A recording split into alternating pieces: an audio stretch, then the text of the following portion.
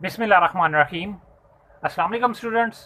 तो इस वीडियो में हम पढ़ेंगे इलेक्ट्रिक पोटेंशियल और absolute potential due to a point charge. एक पॉइंट चार्ज की वजह से किसी भी पॉइंट पे हम इलेक्ट्रिक पोटेंशियल या एब्सोल्यूट पोटेंशियल फाइंड करेंगे। तो उसके लिए फिगर अगर मैं पहले आपको समझा दूं तो वो कुछ इस तरह से है कि यहाँ पे मेरे पास मैंने मान लिया कि ये एक पॉजिटिव पॉइंट चार्ज पड़ा हुआ है और उसके गिर्द ये मेरे पास एक इलेक्ट्रिक फील्ड उसकी वजह से जनरेट हुई हुई है। और इस चार्ज की वजह से हम किसी भी पॉइंट के ऊपर फाइंड करेंगे इलेक्ट्रिक पोटेंशियल। तो मैं अगर मान लूँ कि मेरे पास एक पॉइंट है जिसको मैंने बोल दिया ए, और एक और पॉइंट है उसको मैंने मान लिया बी पॉइंट।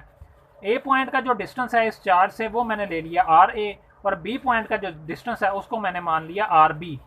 इन दोनों पॉइंट्स के दरमियान का जो डिस्टेंस है वो हम इस तरह से फाइंड कर सकते हैं कि maximum minus minimum R B minus R A, जो मेरे पास ज़्यादा वाली लेंथ है उसमें से छोटी वाली लेंथ माइनस कर दूं तो मेरे पास इन दोनों के दरमियान वाली लेंथ आ जाएगी।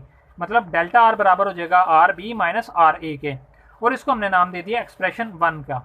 अब इन दोनों पॉइंट्स के अगर मैं अरिथमेटिक मीन निकालूं तो वो मेरे पास कुछ इस फॉर्म में आएगी। वो मेरे पास इनका मिड पॉइंट आ जाएगा। मिड पॉइंट मतलब कुछ ऐसा पॉइंट यहाँ पे मेरे पास आ जाएगा, उसको मैं बोल रहा हूँ आर। तो मेरे पास आर जो है वो आएगा बराबर R A plus R B divided by 2। तो ये मेरे पास आर आ गया, और इसको हम अरिथमेटिक मीन भी बोल सकते हैं। अरिथमेटिक मीन बेसिकली जितने हमारे पास पॉइंट्स हैं उन तमाम पॉइंट्स के डिस्टेंस को ऐड करके डिवाइड कर दें टोटल नंबर ऑफ पॉइंट पे, तो वो हमारे पास उनकी अरिथमेटिक मीन आ जाती है।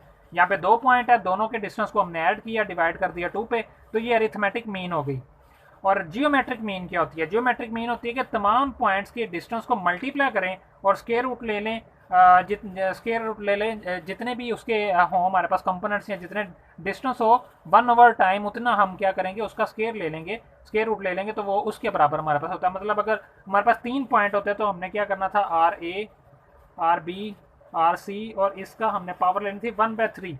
ठीक है, यहाँ पे 2 हैं तो 1/2 हो गया, और वो स्क्वायर रूट बोला जा रहा है। तो यहाँ पे 3 अगर पॉइंट होते तो उसके लिए 1/3 होना था। ये ज्योमेट्रिक मीन होती है।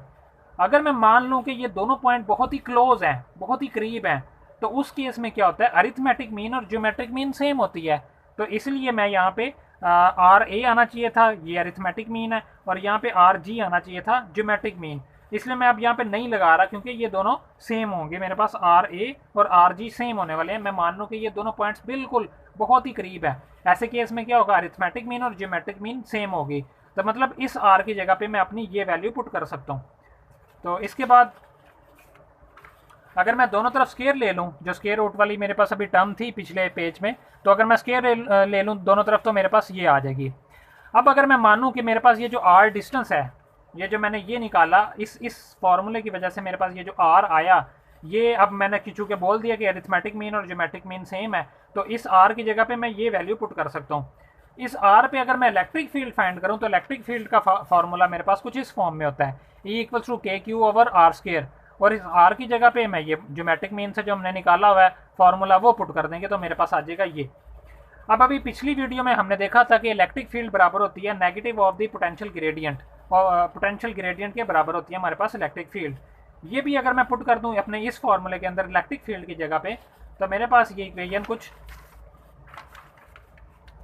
इस फॉर्म में आ जाएगी। यहाँ पे मेरे पास नेगेटिव पोटेंशियल ग्रेडियंट, और दूसरी राइट साइड में मेरे पास जो एक्सप्रेशन में चल रहा था सेम वही चीज़ आ गई।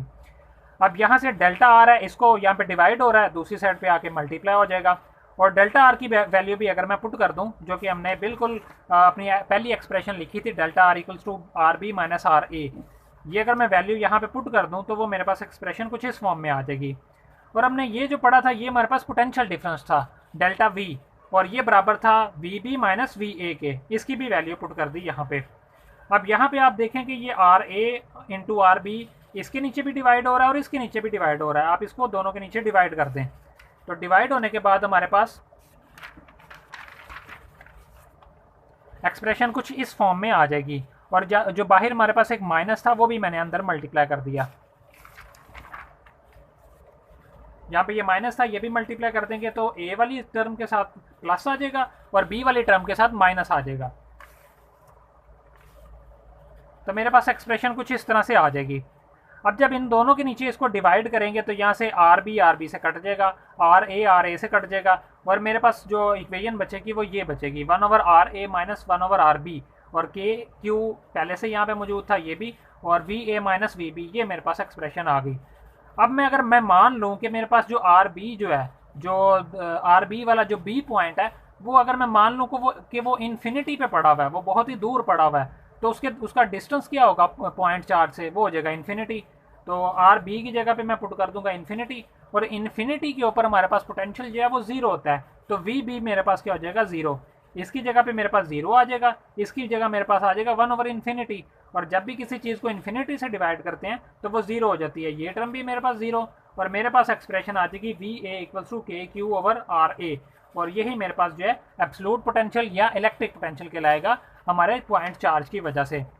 तो मेरे पास जो डिस्टेंस, ये जो पॉइंट ए आया, इस पॉइंट के ऊपर जो मेरे पास इलेक्ट्रिक पोटेंशियल आया वो कुछ इस फॉर्म में आया, के क्यू ओवर आर ए। तो मतलब जिस पॉइंट पे आपने इलेक्ट्रिक पोटेंशियल फाइंड करना है उसका आप यहाँ पे डिस्टेंस से डिवाइड कर दें के क्यू से, तो वो आपके पास क्या आ जाएगा, वो उस पॉइंट का आपके पास इलेक्ट्रिक पोटेंशियल आ जाएगा उस पॉइंट चार्ज की वजह से। तो ये बहुत ही इंपॉर्टेंट क्वेश्चन है और ये अक्सर बोर्ड के पेपर्स में आ जाता है, तो आप इसको अच्छे से तैयार करें। और नेक्स्ट इंशाल्लाह हम देखेंगे कि इलेक्ट्रॉन वोल्ट क्या होता है, और फिर इसके अंदर जो इलेक्ट्रॉन वोल्ट की कन्वर्जन है जाउल से और जाउल की इलेक्ट्रॉन वोल्ट से, वो हम देखेंगे इंशाल्लाह।